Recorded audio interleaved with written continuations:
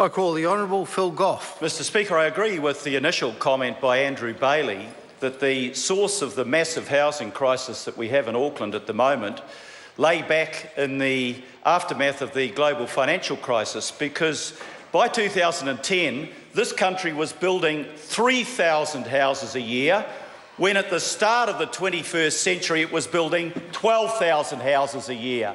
When this government should have been putting in place a counter-cyclical program so that the construction industry wasn't crushed, didn't lay off its apprentices, didn't run down its materials and its supply and its land, we should have gradually been building up. And Andrew Bailey is right about that. To deal with the supply side problem, this government, after the global financial crisis, should have been acting in a counter-cyclical way. But the fact of the matter is, Mr Speaker, we have before us tonight a bill that will barely touch the housing crisis in the Auckland region at the moment. House prices since 2009, Maggie Barry, have gone up by 83%. But in the last 3 or 4 years, what was major inflation has become massive inflation. House prices in Auckland, Maggie Barry, went up $150,000 in the last year. $150,000. That's $3,000 a week. What does that mean to the hard-working couple trying to save to get a home of their own? It means that they're not even earning as much as house prices go up each week, Mr Speaker.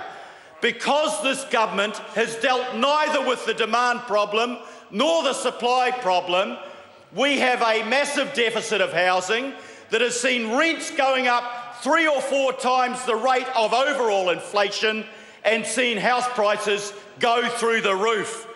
The fact of the matter is, Auckland today is one of the top 10 least affordable cities in the world to buy a house. The top 10 least affordable cities in the world. We have the lowest rate of home ownership in the lifetime of anyone in this House, the lowest in 64 years. And people have given up on the Kiwi dream of being able to buy their own home. And what have we got? What have we got now? We finally have a bill that does one thing. It admits that there is a problem with speculation. After 6 years of denying that the problem of speculation had anything to do with the housing crisis, finally we have a bill that says, my God, there are people speculating on housing and it's pushing up the cost to the hard-working family. But the bill then doesn't act in the way that it needs to act. This does not solve the housing crisis in New Zealand. It scarcely makes a difference. It's half-hearted.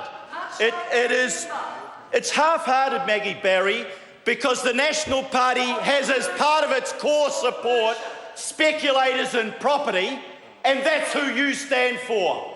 The people on this side of the House stand for the couples, the families, the individuals that are working hard to buy a home, not to speculate on it and then not pay tax on it, but actually to be able to live in it as a home. That's the people that we stand up for in this country, the people that want a house to call their home. And what does this bill do? Well, I'll tell you what it does, Mr Speaker. It makes an admission that the Income Tax Act 2007 is not working in requiring speculators to pay tax on their speculation.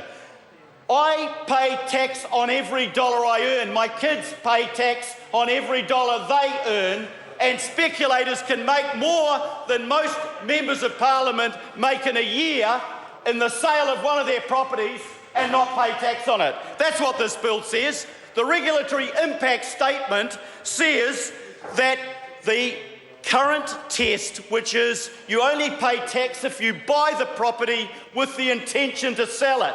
Oh, I bought this property cheap. It's gone up, it's doubled in value in the last 2 years, and I wasn't intending to sell it, but I am going to now, and that's not income. I won't pay tax on it. Tell that to the cleaners that work hard cleaning your offices tonight and pay tax and can barely live on the income that they've got, They're paying tax and the multi-million-dollar speculators aren't. This bill does not solve that problem. In fact, the submissions, the people that were praised by Jamie Lee Ross, I think it was, as putting the work in, what did they say about this bill? They said it's ill-planned, it's ill-considered. It left one of the tax experts, he said, professionally confused. They said, and Treasury said, it won't work, it won't be effective.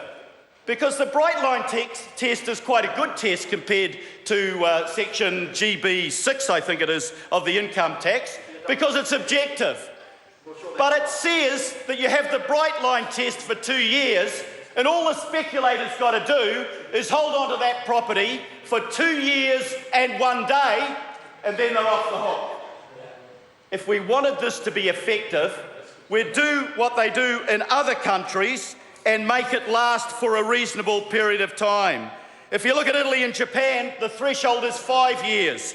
If you look at Finland, Germany or Korea, it's 10 years. In France and Austria, it's over 30 years.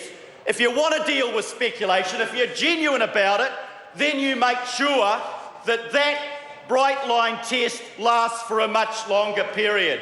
Then I would be convinced that this bill was a genuine effort by the government to stop speculators making a fortune while families have their dreams crushed.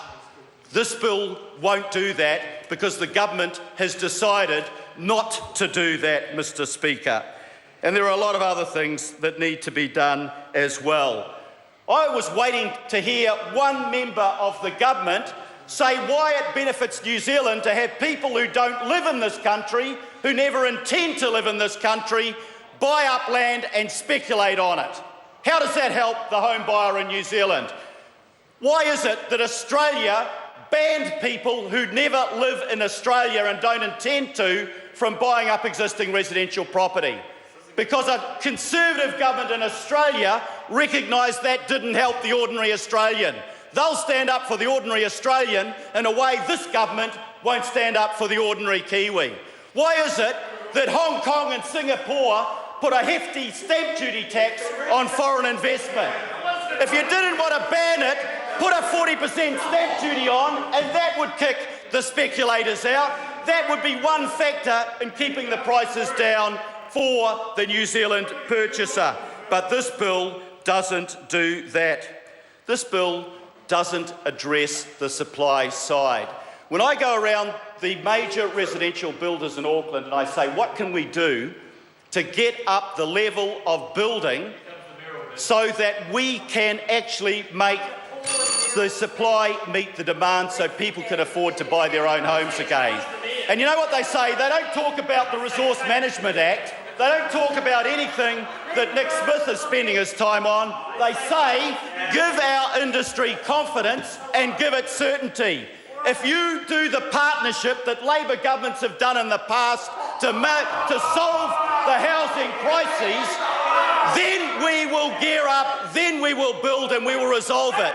Those members can scoff as much as they like. I live in an electorate where the houses were built with a partnership of a Labor government and the building industry, so people had warm, dry, stable homes. And a generation of New Zealanders benefited from that. Why not do that again? If it's market failure, as Andrew Bailey rightly says, why not make sure that the state works in partnership with the private sector to address that market failure? Then you would resolve it. At the moment, the situation facing home buyers in Auckland has never been worse.